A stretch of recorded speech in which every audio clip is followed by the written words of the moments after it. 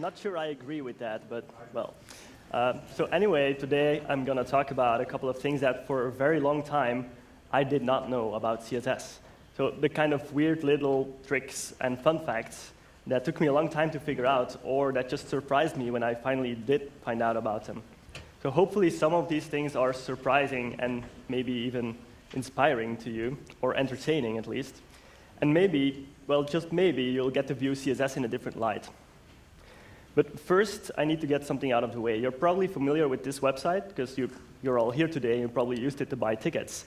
And some of you might have spotted something on the homepage. There's a list of speakers there, and if you hover over their eyes, you get to see their photo. But if you hovered over my eyes, you got a little something extra. I believe this is still live today. So it's this pink rotating Unicode flower, and it's powered by CSS animations. So just to get this out of the way, because I had people ask about this, I don't actually wear pink flowers in my hair. Sorry to disappoint. So any complaints about that should be forwarded to Mr. Stephen Hay, the MC of today, because he's the one responsible for this. OK, so hi, I'm Mathias. I work for Opera Software in developer relations, and before that, I used to freelance as a front-end web developer. And in general, I like web standards, programming, web security, and working on open source projects. My Twitter handle is simply my first name, so if you have any questions, just mention me on Twitter. Be sure to include the CSS Day hashtag so that maybe they get asked later, but if not, I'll still get back to you this way.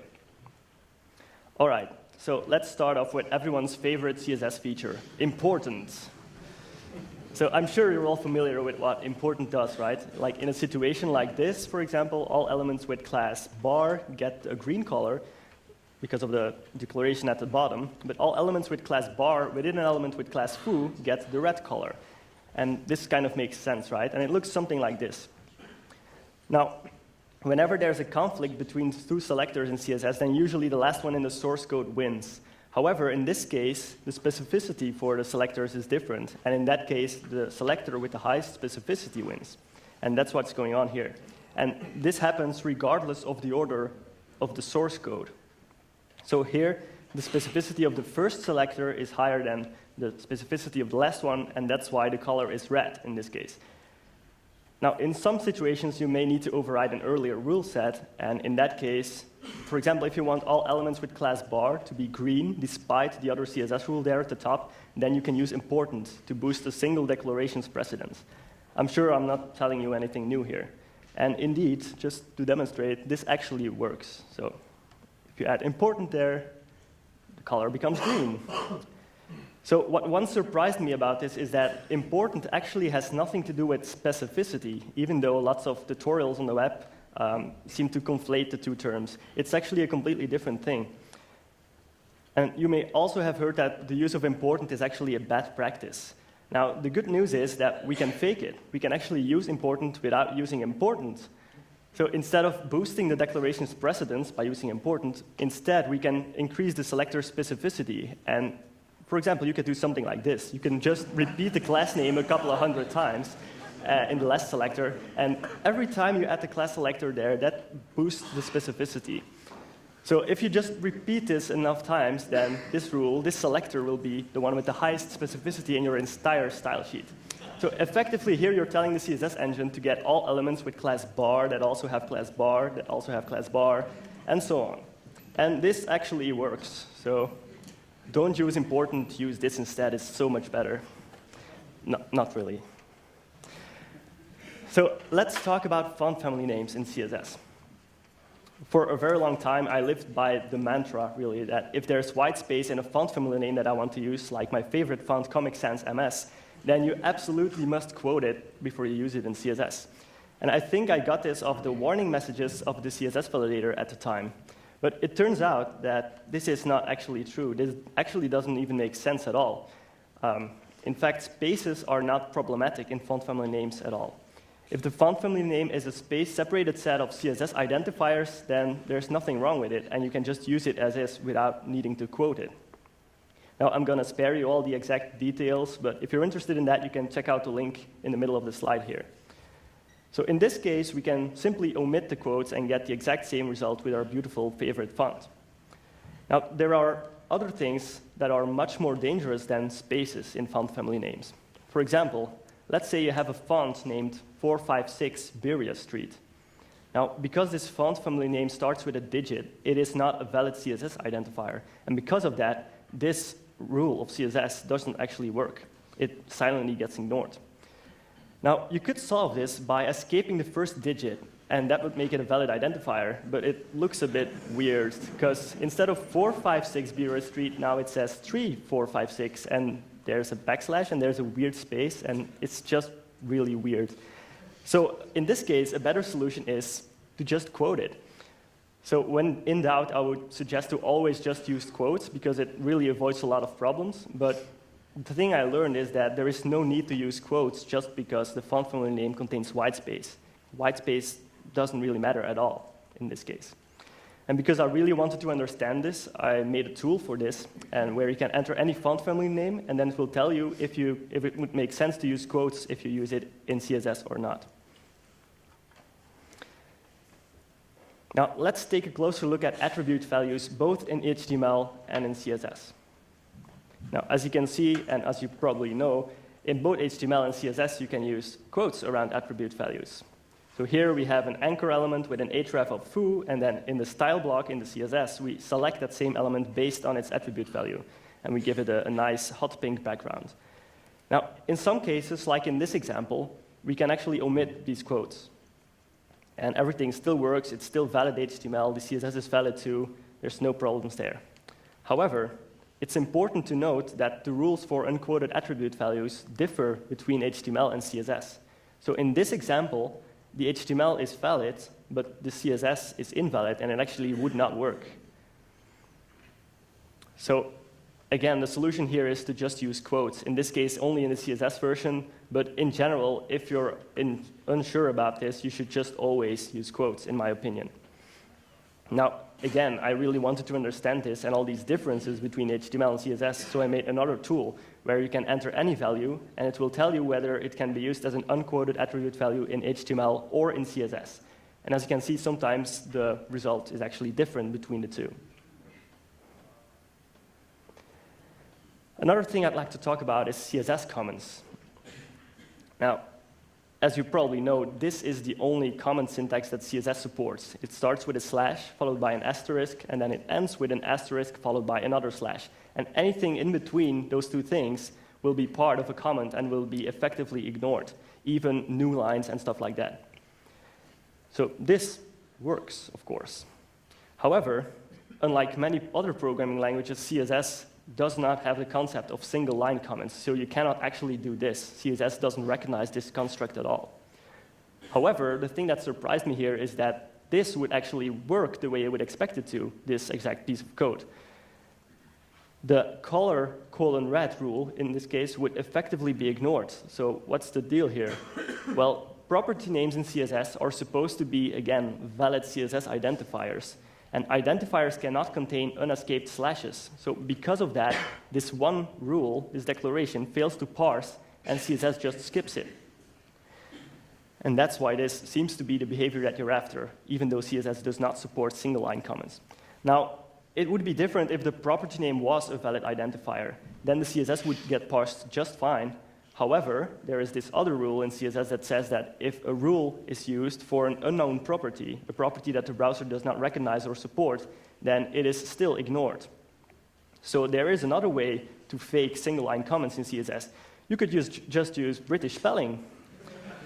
Or you could make a few typos in the property name. It's kind of crazy, and you should probably never deliberately do this, but it actually works in the sense that the rule is silently ignored. Tab Atkins has an excellent blog post that explains these tricks, and it's a very good way to learn a little bit about CSS grammar and how CSS error handling works. But if you read this, you should filter out the satire in the blog post, because it's all hidden underneath that. Now, there's something else that's related to CSS that I'd like to show you, but before I can do that, I need to talk about HTML tags for a little while. Now, do you know the difference between HTML tags and elements? Let's do a show of hands. Okay, since there seems to be some confusion, tags in general are the things that you type in your HTML source code. Like so the things you open and close. For example, if you have a paragraph element, you can use a start tag for the p element, and you can close that p tag in your source code. And then when the browser parses that HTML and renders it, the tags are then turned into a DOM, as David explained in his talk. Well, in that context, once it's in the browser, we no longer think in terms of opening and closing tags. We think in terms of elements. So that's the difference. In the DOM, it's an element. In your source code, in your editor, it's starting and closing tags. So here's a simple HTML document. And in this case, I'm using the HTML5 doc type, but what I'm about to say applies to HTML4 and even HTML2 as well. So you see the HTML and the head and the body tags there. Well, the first thing that surprised me here is that you can actually omit their end tags. They're just optional. You can remove them, and the result is a compact but still valid HTML document that results in exactly the same DOM as it did before, as the previous document. But it gets even better, because it also turns out that you can actually remove the start tags for these elements. And then you end up with this HTML document that is still perfectly valid HTML, and it still results in exactly the same DOM. And this is kind of weird, right? Because there will still be an HTML and a head and a body element in the DOM, even though it's not included in the source code. But this is what browsers do. These elements are implied, and the browsers will automatically create them, even if they're not included in the markup. So on that note, this is probably the most useless tattoo ever. I mean, if you're going to get an HTML tattoo, at least pick one, or pick some tags that are not implied. Now, the reason I explained this to you is because of this. This is what I want to show you. The minimal HTML document got me thinking, how far can we take this, and what more can we remove from our HTML if we stop caring about what's valid and what's not valid? And then I came across Martin Cole's experiment called No JavaScript. So he attempted to recreate a game, kind of, using CSS only. So his goal was to use no JavaScript at all and almost no HTML. And in fact, this is the full HTML source code for his project. It's just one line, and it's just a link tag that includes a style sheet into the page. And really, you should check this out for yourself. The URL is right there. But just to get you an idea, this is kind of what it looks like. So remember, this is all CSS. And I'm not sure if you can see this, but the spaceship at the bottom actually follows the mouse cursor, which sounds really simple if you can use JavaScript by using only CSS. It's actually pretty hard. Now, the elements that are being styled here are those ones that the browser automatically creates, even if they're missing from the source code, so the HTML and the head and the body element. And there's also that one link element that he added to the page that he had in the source code. And of course, those elements are invisible by default, but you can override them. You can override that by just applying display block to this element, and then you can start styling it too and giving it a background image and stuff like that. So that's in total 4 elements. And then by using the before and the after pseudo elements, that totals up to 12 different stylable blocks. Just 12 stylable blocks, and that's enough to create this, apparently. It's kind of crazy, right? So I created a demo of my own. It's not nearly as impressive to look at as the previous one, admittedly. And in fact, it looks very simple. If you were to see this on your everyday website, you would probably think that it's some basic HTML with the text in it and some CSS to style it. But in fact, if you view the source code of this file, you'll see that it's completely empty. And this is about the time when I got my very own tattoo inspired by this guy. So I have the source code for that document tattooed right here. See where it says nothing at all. So what's going on there? How can the document be completely empty but still render some content and style it? Well, this is what's going on. It's right here. So I'm using the link HTTP header, and this can, in theory, be used whenever the link element in HTML can be used. Anything that you can do using the link element can be done using the link HTTP header in browsers that support it. So this is effectively a way to give us a completely empty HTML document that still gets a CSS file applied to it. So if you want to try this out today, well, you should know that the link HTTP header at the moment is only supported in Firefox. Opera used to support it before we switched to Blink, but ever since, we haven't restored support. We're still working on that. So the next step is to make the document look like it actually contains some text. So for this, I use the CSS content property, as you can see there. I select the body element, then I target its after pseudo element, and then I give it some content. And that is how this demo, without any source code, really works. And you could actually use this to, prank your colleagues, or maybe if you're really evil, as an interview question, kind of. So this would be really amusing. You could give an interview candidate a URL that they should open in Firefox, and the URL points to an HTML document that contains some inline SVG that displays a circle, for example. And the circle's fill attribute is set to red. And that's when you ask the candidate why the circle is green instead of red. And it's probably going to take them a long time to realize that there's a hidden CSS file that magically gets applied to the document. The styles are not even visible if you inspect the element in the DevTools, so good luck with that. Yeah.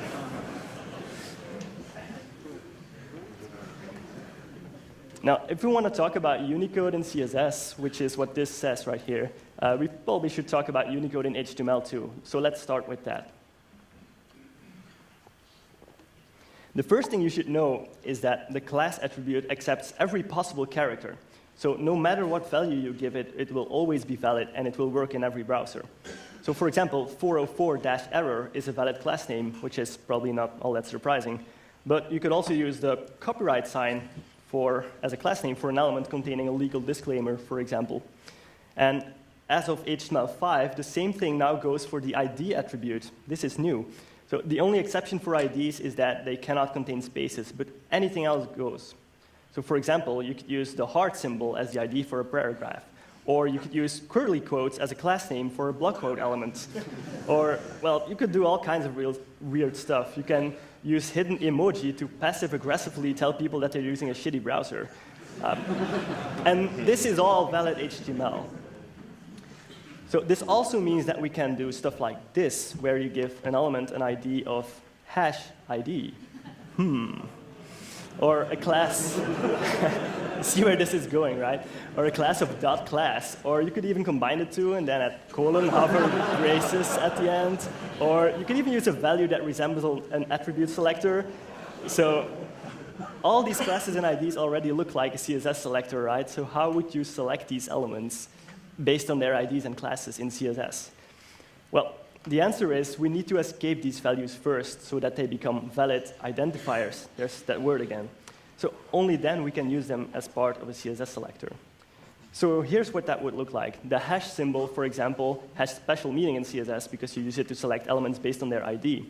So it cannot be used as it is. It must be escaped as \hash first. And the same thing goes for the dot character that becomes \dot. As you can see, the colon character needs escaping too. And theoretically, it can be escaped using \:, but that does not work in older versions of Internet Explorer. So if you need to support those, I feel sorry for you, but in that case, you should use \3a space. I know, right? And as you can see, there's many other characters that also need escaping. But take a look at that last example, the element with ID 404-error. In this case, because the identifier starts with a digit, it also needs to be escaped. And this, at some point, really surprised me, because I was trying to figure out why it was impossible to style this element in CSS. Well, turned out I just had to escape this thing, and then it looks like 34 space 04-error instead, which is kind of weird. So if you ever need to style an element whose class or ID starts with a digit, you'll think back on this moment, I'm sure. Now, as for the other examples with the non-ASCII Unicode symbols, well, those can just be used without escaping them because they don't have any special meaning in CSS. But you could still escape them if you wanted to. So, however, CSS escaping is kind of interesting. If you look at the third example here, you'll note that there are these weird spaces in the escape selector. And that is actually allowed in CSS. If there is a space immediately following an escape sequence, it will be consumed as part of that escape sequence. So even though there's a space there, the two escape sequences are actually part of the same identifier, which is kind of weird. And again, I wanted to understand how this works, so I wrote my own tool for it that allows you to enter any ID or class name, including the weird ones, and then it will tell you how to select that element in CSS or in JavaScript by using the selectors API. So if you're using jQuery, for example, and you need to select an element based on one of those IDs or classes, it will tell you how to do just that. Now, nowadays, there is a standardized utility method for this in the form of a JavaScript API called css.escape. This is part of the CSS object model specification, and at the moment, only Firefox has an implementation of this method, but I believe it has not progressed to the stable channel yet. So if you want to try it out, check out the nightly version, I guess. Or you could use a polyfill that already works in all browsers today. So you can start using this today if you need it, but the thing is, you probably need this much more often than you would think.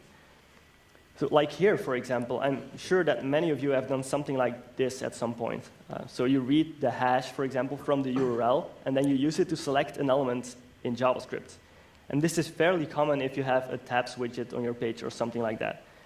So in this case, what if the location hash contains a space, for example?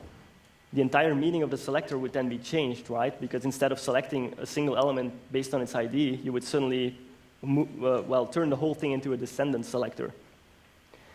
And here's another example. Well, in this case, what if some value contains double quotes? That would break out of the quoted attribute value, and it would result in JavaScript error, probably. So this code is actually broken, but it's not really obvious to see that. And to avoid such problems, well, you just need to wrap the variable parts of the selector in a call to CSS escape and use the polyfill if necessary. Now that we're on the subject of breaking things using malformed CSS selectors, well, let's just take a look at how CSS can be used for evil. So first, we need to talk about cross-site scripting, or XSS. Has anyone heard of that before? Okay, yeah, so some people, but well, even if you have heard of it, I would recommend checking out Google's cross-site scripting game, which was released to the public last week. And it's a great way to learn how these cross-site scripting attacks work and how you can actually exploit them yourself. And if you actually give this a try, you'll see that it's surprisingly simple to do this yourself. So most websites nowadays display user-supplied content in different contexts in an HTML document. So here, a custom user caller is inserted, in the context of a CSS value. And the username is inserted in an HTML text context as part of a paragraph element. Then the profile URL is injected in a quoted attribute value in HTML. The user ID is inserted in a JavaScript context on the right-hand side of a variable declaration. And finally, some server-generated debug information is printed as part of an HTML comment. Now, all these things are variable content, which can somehow be controlled or at least influenced by the user. So the website that displays this information must make sure to sanitize all this data before outputting it into the page. And the thing is, each of these different contexts, all of these 5 different contexts, requires its own set of escape rules. So the escaping is actually different in each of these contexts. So usually, web application hackers, they look for cross-site scripting vulnerabilities, and they enable them to execute any JavaScript code that they want in the context of that website. So the hacker could, for example, add a script that listens for keyboard events and then logs anything back to its own server, so that when the victim enters his credit card number or his password, well, the attacker would know the password. And similarly, sensitive information can be read from the DOM and then leaked to the attacker's server. So once such a vulnerability is found, a cross-site scripting vulnerability, anything that is possible in JavaScript is possible for the attacker. So that's why attackers usually go for cross-site scripting attacks. But this is not a JavaScript conference, it's CSS Day, so let's change the perspective here. As a hacker, what's the worst thing you could do if you have full control over a page's CSS, but nothing else? So another way to phrase the question is, what if all these injections are sanitized properly, except for the first one, this one? So for the sake of the example, just assume that there is some sort of sanitation going on there that makes it impossible to close the style element. So there is no way for you to inject arbitrary HTML, but you can inject all the CSS you want into the page. What damage can you do with this? Well, let's see. Does anyone remember the CSS Zen Garden? Yeah, lots of people, of course. Well, for those who don't, just Google it, and you'll end up at this website. It's just a simple HTML page, really, and it can be styled using CSS. No surprise there. And the thing is, anyone is free to contribute a CSS file with a custom design, and if it looks good, it will be added to the list. I think at the moment there's over 200 different designs, and they all look really beautiful, and they look completely different. And remember, the only thing that's changing for these different designs is not the HTML, but just the CSS. So it's a very powerful demonstration of what CSS can do. Now, if you look at it from the perspective of a hacker, well, imagine having that kind of power over a website that you're attacking. So the obvious thing to do as an evil hacker is to completely deface the website. So here's the original CSS Day website, for example. But if you had full control over the CSS, you could make it look like this if you wanted. So when an attacker is able to control the CSS of your page in such a way, that's probably not something you want as a website administrator. There is something similar to defacing that you could do as an attacker. You could inject some annoying CSS rules into the page without touching the design or the layout. And there's a project that does just that. It's called evil.css, and it's just a CSS file with a bunch of really annoying, stupid CSS rules. It's really frustrating to open a page that has these things. So again, here's the original CSS Day website, and here's that same website with evil.css enabled. So there are now extra scroll bars everywhere. The layout is slightly broken, and some of the content is flickering or even missing. The text is only slightly blurry. Scrolling feels really slow. I can't really show this in the screencast, but it just feels terribly slow because it adds some rules that are really horrible for performance for no good reason. And also, the first letter in each element is slightly smaller than all the other ones. It's like, ah. OK, so both defacing and doing this sort of thing is very annoying for both the administrators of a website and the visitors. But it could be much worse. With cross-site scripting, if you remember, sensitive information can be stolen. So is such a thing possible using nothing but CSS? Well, yeah, actually. CSS allows you to leak the value for any attribute in the DOM. Some attribute values contain security-sensitive information, like a session token, for example, or a cross-site request forgery token. And such tokens are used to validate if a given request or a given action is actually made by the user who controls the active account. So once an attacker gets his hands on such a token for someone else's account, he can use that token to perform an action with it using just a little bit of social engineering. So if you were an attacker and you wanted to steal this value attribute here using nothing but CSS injection, how would you go about it? Well, you could use a CSS attribute start with selector. And well, this way it's trivial to figure out the first character of the CSRF token just by brute forcing it, right? So you just write a lot of CSS selectors for every possible starting character. And as soon as the value matches, then the background image that corresponds to that selector will be loaded. And if that background image is hosted on the attacker server, then of course the attacker knows what the correct value is. And as soon as you have the first character, okay, you can start doing the same one for the next character and the next and the one after that and so on until you have the full CSRF token. So in the worst case scenario, you could just enumerate all the possible values for the CSRF token. But in reality, it's not usually that complicated. So the URL in this slide points to a proof of concept for this sort of attack. And I recommend that you just try it out. So it does not use JavaScript at all. It just uses a lot of CSS rules. So it's a website where the hacker injected some CSS, so to say. It's not very efficient or fast, but it is possible to exfiltrate sensitive data this way by using nothing but CSS. But still, it could be worse, right? I mean, there could be an efficient way to leak data, like we have with cross-site scripting. It's a good thing we don't have any of that in CSS. Oh, wait. Yeah, IE introduced this proprietary feature called CSS expressions in IE5 in 1999, and it made it possible to dynamically calculate the values for CSS properties. It's called CSS expressions, and the feature was supported up until IE7. Now, it's kind of like a hipster version of CSS tree calc on steroids, because it's actually much more powerful. So one of the use cases that Microsoft had in mind when they came up with CSS expressions was this example, where an element is centered both horizontally and vertically using just a few lines of CSS. So it's like flexbox avant la lettre or something like that. Well, even if you haven't seen this syntax before, if you just look closely, you'll probably see that the code wrapped in the expression here is actually JavaScript. So yeah, CSS expressions are basically a way to run JavaScript in your CSS.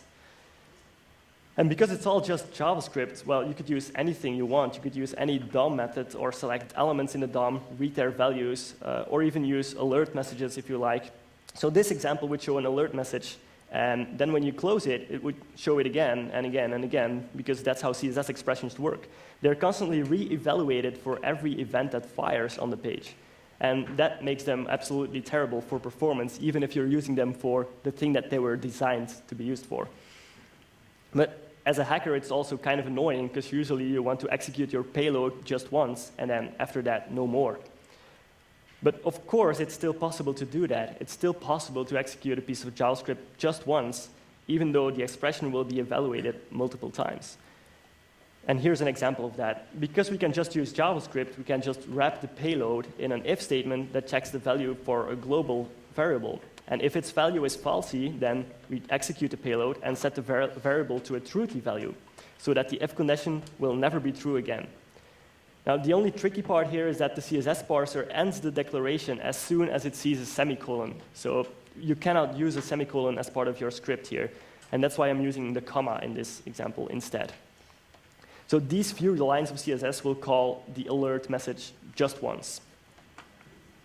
And here's another example where this CSS would open a new window with a URL of the attacker's choice. And this, of course, could be a URL for a malicious website, like a phishing site that pretends to be the original website and asks for the password or something like that. So another thing to note here is that the CSS property name does not even have to be an existing or a recognized property name for the payload to be executed. I'm using what the fuck LOL here, and it still works. So you may be thinking, okay, this kind of sucks, but if it only affects IE7 and older, then what's the big deal? I don't really care. Well, Internet Explorer has this thing called browser modes, right? And the latest 3 major IE releases each shipped with multiple rendering engines that emulated the bugs in the old IE versions. So their F12 developer tools allow developers to switch to these other modes, I guess for testing purposes. But the thing is, these modes are not 100% reliable. So IE9 mode in IE11 does not always give exactly the same results as a real IE9 browser does. So I'm not sure how useful they are for testing. So I guess at this point, they're mostly just there for backwards compatibility with old websites that won't update or won't change their markup. Now, anyway, why am I telling you all this? Well, it turns out that IE also makes it possible to switch to a given rendering mode by using an HTTP header or an HTML meta element. And the meta tag on this slide ensures that your document is rendered in the latest available rendering mode. So in IE11, it will use IE11 mode. In IE10, it will use IE10 mode. And this is usually what you want as a developer for a new website that you're developing. But this is possible too. This meta tag would trigger IE7 mode even in IE8 or IE9 or IE10 and so on. This mode does not only emulate the known bugs that IE7 used to have, but it also brings back deprecated features or removed features, like CSS expressions, for example. So our initial example that only worked in IE7 and older versions can be made to work even in IE8 or IE9 or IE10 just by adding a meta tag. It actually even works in IE11, but for that to work, the site needs to be added to the so-called trusted zone in Internet Explorer. So it's a bit trickier there. That's why I didn't include it in the title here. So I think this is pretty cool, but in our attack scenario, if you remember, we could only inject CSS and not HTML. So given those limitations, how can we still make use of this trick? Well, the attacker could create a web page of their own, host it on their own server, trigger IE7 compatibility mode, and then embed the targeted website with the CSS payload in an iframe. And in that case, the document mode of the parent document is inherited by the targeted website in the iframe, even if the targeted website would otherwise or normally just use the latest rendering mode. So this allows the attacker to use the CSS expressions in the context of the target website, even in IE10, or even IE11 if you're really lucky. So to recap, there's 2 conditions here. If a target website allows you to, 1, inject arbitrary CSS, and 2, if it allows framing, then this enables attackers to perform cross-site scripting attacks on your website in Internet Explorer using nothing but CSS, which is kind of weird. So as a website administrator, how can you make sure that your site does not fall prey to these CSS expression vulnerabilities? Well, of course, all of this can just be avoided if you just sanitize all untrusted input before injecting it in your responses. So all you have to do is never make a single mistake, and everything will be fine. Failing that, well, second step is to use the xframe options HTTP header to prohibit framing of your web page. This makes it impossible for an attacker to kick your website into IE7 compatibility mode, and thereby enable CSS expressions. And last but not least, and this one is really weird, you should use the so-called HTML5 doc type, you know, the short one. I thought it didn't really make a difference other than that it saved a few bytes and stuff like that. But effectively, it automatically turns off support for CSS expressions in Internet Explorer, even if your page gets framed and inherits the IE7 document mode. And this is not true for any other doc type. So there's actually a good reason to switch to the HTML5 doc type, even for pages that you don't otherwise touch anymore. So this is kind of crazy to think about, right? I mean, you need to add an HTTP header to your documents, and you need to use a specific doc type in your HTML just to prevent attackers from using JavaScript in your CSS. Well, that's old Internet Explorer for you. But it's not just Internet Explorer, because you can kind of execute JavaScript by using nothing but CSS in other browsers as well. Like this, for example, where you just apply a background to an element, and you load an image, but that image URL is actually a JavaScript URL that executes while true, which is an infinite loop. If you open this in Firefox, then, well, this happens, which is not much, but it just freezes completely and it hangs, and you have no choice but to force quit it and restart it. So to summarize all these things in one horrible pun using emoji, are you ready for this? If there's one thing I learned over the years, it's that there's more to CSS than meets the eye. Yeah, that was a terrible pun. So let's try another one. The thing is, CSS is really more powerful than it seems. So because that last pun was so horrible, let's try a better one. What band is this? Any suggestions? You can just shout. Yeah, exactly. It's the Black Eyed Peas. These guys, there they are. Yeah. And with that, I'd like to thank you for your attention, and thanks to all the people whose research and jokes I've used in this talk. As you can see here.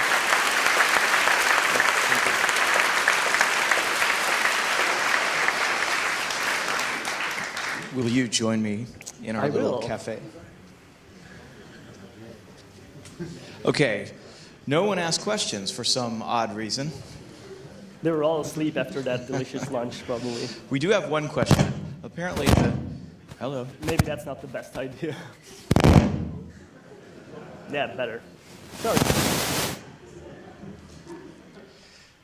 Someone hacked it, I guess. Using CSS, yeah. There's at least some interest in the audience in how to hack websites using CSS, I suppose.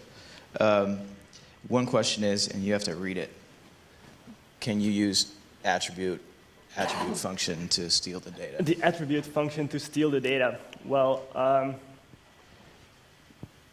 I don't think so. It would be possible if you also could use JavaScript to then read out the injected content for that attribute value, because the attribute function can only be used for the content property in CSS, if I'm not mistaken. So if you could then use getComputedStyle to read out that value again, then you could do it. But then again, if you're able to execute JavaScript in the context of the target page, you could just use JavaScript to do the same thing. So I don't think attr is all that useful by itself. Okay. And what's I mean, this is quite a collection of strange and interesting things. What would be the most strange thing that you've ever come across in CSS? That's a really good question. I guess I tried to collect most of them in the talk already. So, but one thing that I didn't explicitly mention, well, you probably heard of this new programming language called Swift, right? So you could actually compile it to JavaScript using mscripten, and would be like 10 megabytes of JavaScript. And then you could run it through a transpiler that removes the semicolons and makes the code equivalent, but using commas or other tricks. And then you could inject it into a CSS file that used CSS expressions. And then you could use Swift in IE5.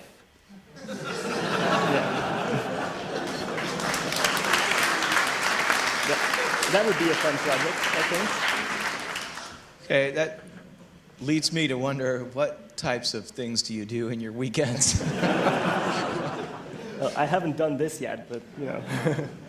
So, what are the practical business applications of this type of thing? Well, other than the interview question, I don't think there are any, really. It's just good to get to know the language that you're working with every day a little bit better. And it's always a good thing to, even if you're not directly working with a certain technology, it's good to know a little bit about it. Like, for example, if you're a pure front-end developer and all you do is HTML, CSS, and maybe JavaScript, it's good to know about HTTP and how it works, right? Even if you never directly have to write a server or do anything like that. It's just useful to know about that stuff. Just like it's useful to know about how Unicode works, even just a little bit, or how encodings work, because it just helps you debug all these different problems. Like, for example, the font family thing with the quotes, there's another thing that I didn't explicitly mention. If there is a keyword in your font family name, like serif or sans serif or anything like that, and you use it without the quotes, then CSS parser would recognize that keyword and try to use that keyword. So if your font name contains serif and there's a space before that, well, you would actually have to quote it. And this is a mistake that was in the ECMAScript 6 draft in the HTML version, for example. It was quoted there, so they had a font declaration that would never be used. And the reason was that they just quoted it, that they did not quote it. So it's kind of weird. It's small things, it's small bugs like that, and it doesn't happen very often, but every now and then, well, you will think back on this talk, hopefully, and realize, hey, this is the bug. So something that I found interesting is that when you get into this level of, I guess you could call it trivia in a sense, maybe not, but definitely. You've studied a lot about it, and I think, like, I've read specs. I like reading CSS specs for some odd reason, since Tab started writing them. Oh. But so there must be some way that you can effectively research these types of things. So when you want to know a lot about a certain subject, like we've seen some really stuff that goes really deep today. What would be your approach to researching? Well, usually I just randomly start to wonder about a certain thing and then get obsessed by it, like, what are the rules for unquoted attribute values in HTML and CSS? And then it starts with reading the spec, like you said. But to really, really understand it, you don't just have to read the spec, but like for me, it helps to build a tool to actually implement all these rules. And it's then that you run into all these weird edge cases that probably no one ever ran into before or has given much thought to. And that's, of course, very useful if you work for a browser vendor, because you can start writing browser tests for a particular feature that tests all these edge cases and make sure that all the implementations align, even in this case of these edge cases. So for me, it starts with the spec, and then it's what you do with it afterwards that really makes it stick. Right, and you've made several tools. Yeah, right? yeah. What's the most popular one you've made? I have no idea, really. They're also popular. Yeah, really. I get like probably one hit a month or so on those tools. No. So is that kind of that same like deep diving approach? Is that the same approach that you applied to all your research you did into icons, touch icons? Yeah. Well, but for the touch icon stuff, it's a lot of really practical testing. It's hard to write a script to validate your findings or anything like that. It's just a matter of creating a test document or several test documents, opening them on different smartphones and devices and seeing what happens. But for example, at some point I wondered what kind of variable names can you use in JavaScript, what symbols are allowed in there and what symbols aren't. And then, well, a couple of weeks later, I had written this regular expression that was over 11K in size to validate variable names in JavaScript, and I built a tool for that as well. But in that process, I ended up finding bugs in every major JavaScript engine, not the type of bugs that anyone ever cares about, but still a bug against the spec, which should be fixed. And now they're all fixed, so it's something, right? And this kind of thing is also useful if you're writing a parser or something like that. You may have heard of Esprima, the JavaScript parser that is written in JavaScript. Well, they now use kind of the regular expression that I created in their source code just to parse identifiers in JavaScript. So there are uses for it, but it's not something that you would use directly every day, probably. But it's kind of cool that you're the only one who knows them. I'm not the only one who knows them, but like the only one who cares so deeply enough to spend a lot of time on it.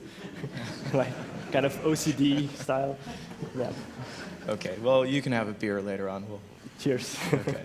Thank you very much for your talk. We had a lot of fun with this.